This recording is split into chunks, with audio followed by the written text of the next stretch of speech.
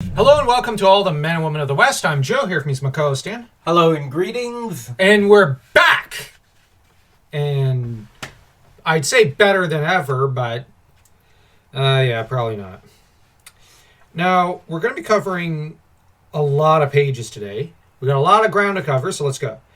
So, last time on Reboot, we left Huma pretty much exhausted and in the castle of the Slamnik Knights, Vingard Keep, only to then end up having to clash with his uncle Renard, who revealed Huma, I am your uncle.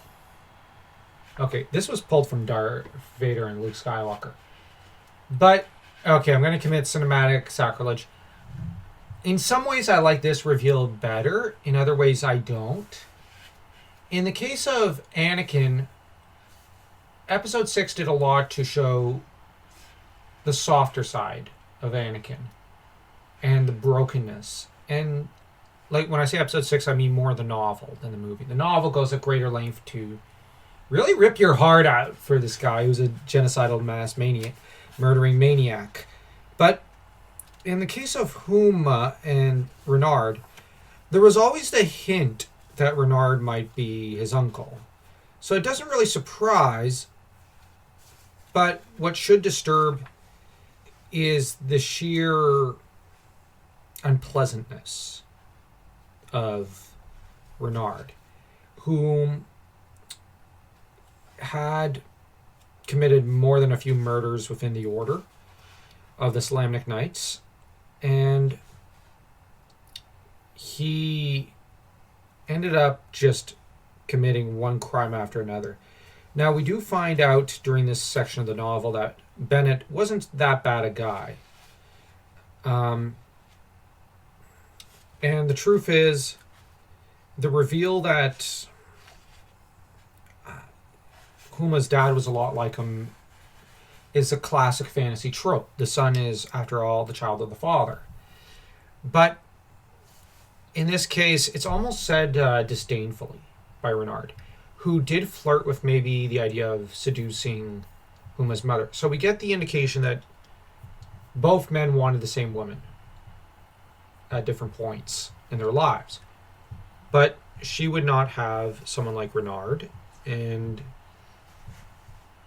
as she was a mother, and she would not willingly give her son to Renard, no matter who he was. So Renard had her killed,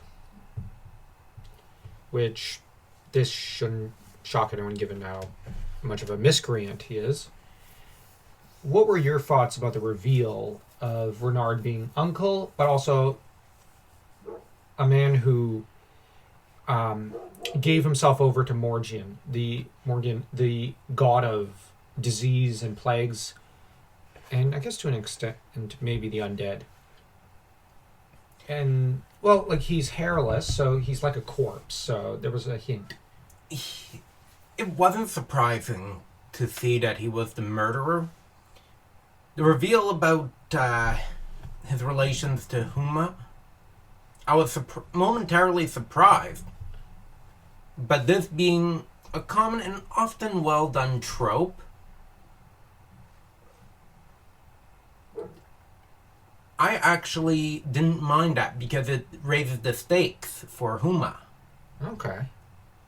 And as for the mother choosing Huma's father over Renard, well, the thing is, he didn't meet her till years after, when Huma was around. Yeah, so that was kind of me crunching together two different events.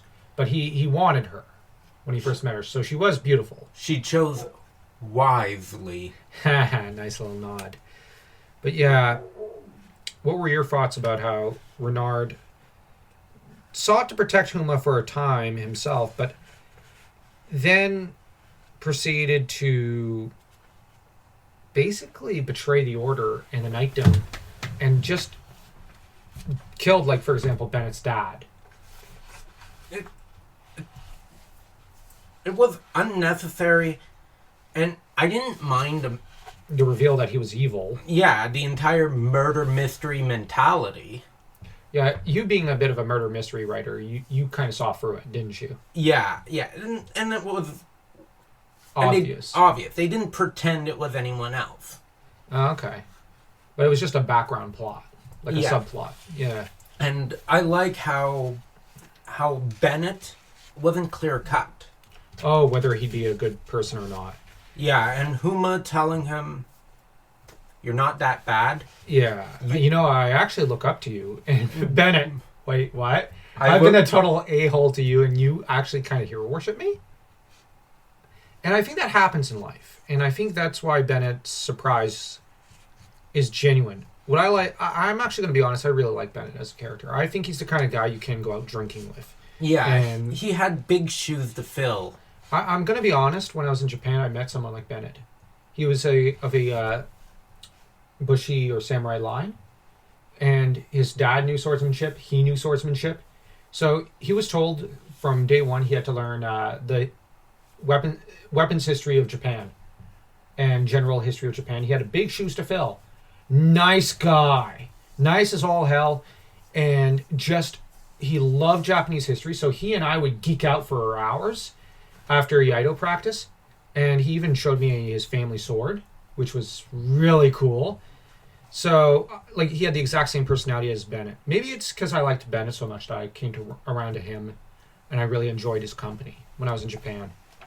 So, yeah, I've got a lot of appreciation for Bennett. And I like that when the reunion happens, Bennett's the guy who's geeking out about the dragonlances and going, oh, please, let me on board. Well, they're basically going, we're really going to need people to ride on these things. Please let me. I'll pass any test. I'll do anything. Please, oh, please, oh, please, oh, please. Can you find us 15 other guys? Sure. And did not choose them for loyalty to him, but for faith and honor. Whether they were crippled, whether they were old, young, whatever. He chose based on merit, and by faith, which this is what I mean by merit here. So this shows the true caliber of Bennett's character. And let's be honest, we all know Oswald only has one possible heir as Grand Master of the Knights of Salamnia, and that is Bennett. So I think Bennett's... I actually think he'll probably surpass father and uncle as a Grand Master.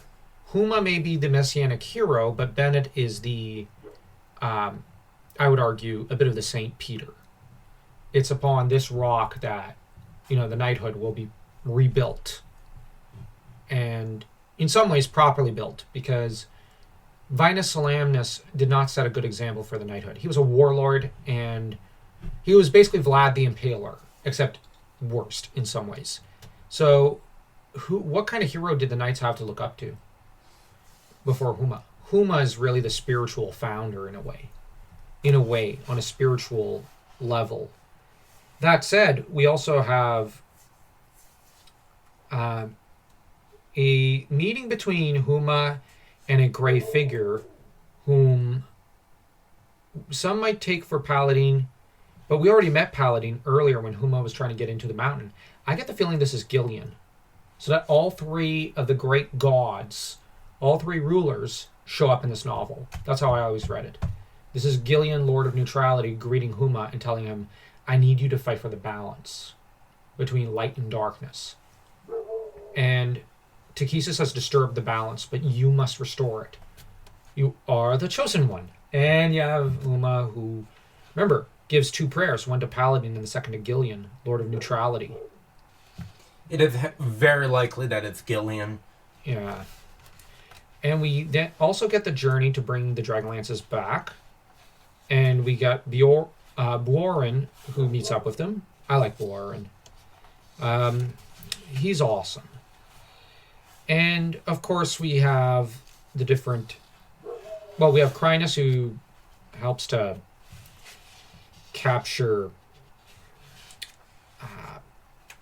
Magius, who...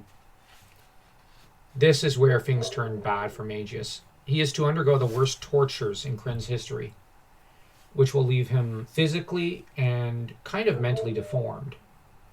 Let's like, he's a handsome chap, apparently, according to most of the characters in here. He's hideous to look upon when he's returned. Well, he's been tortured and had teeth and nails and limbs removed and one limb bent at an awkward, like, completely, like, the wrong direction. Like, Magius, we have to remember, when he thought Huma had died, gave a great cheer. But then Kaz would remind him, you cheered when your best friend was said to have died. And Magius succumbed into grief and shame and could not meet Huma's gaze. But he vowed to basically give everything he was for Huma, only to be tortured atrociously. Like, he didn't deserve what he got. And Huma had forgiven him. So his is ultimately a great tragedy in this novel. And this is where Galen Dracos really, you see how evil he is. And by then, like, the reunion between the two friends is utterly heartbreaking. And it's here, I'll just try to find it. It's one part that I find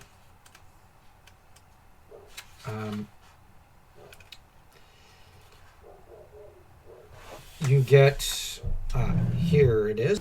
Now, the scene happens right after Gwyneth is revealed to be the Silver Dragon, which, real quick, what did you think of the twist? You already read the original, so you knew that Huma falls in love with a Silver Dragon. Of course. But it's not much of a twist. But she confesses her love, and I believe this is after Warren has died, and her brother, who was Warren's mount, died. So that nymph is now a widow. This book is filled with a lot of sorrow and tragedy, as all great tales are. And you have Dracos, who tells him when he returns Magius, "An eye for an eye, you pathetic mortal." And yeah, his face was a bloody pulp, and one eye was swollen shut. His robes were in tatters, and Huma was surprised to see that they were white, not red, which we know this means he's been redeemed. He's turned to the white robes, which means he's been praying to Paladin and to Solinari and the gods of good, which, when you're being tortured, you're probably going to pray to them for a merciful end to your suffering. Although he was probably praying for strength to resist a torture. And you have Magius, who tells him, "Huma, I was right in the end." And you have Draco, smiled indulgently. He babbles like that occasionally. And, of course, Magius turns and spits on the garments of the renegade, and Galen Dracos ends up torturing them some more.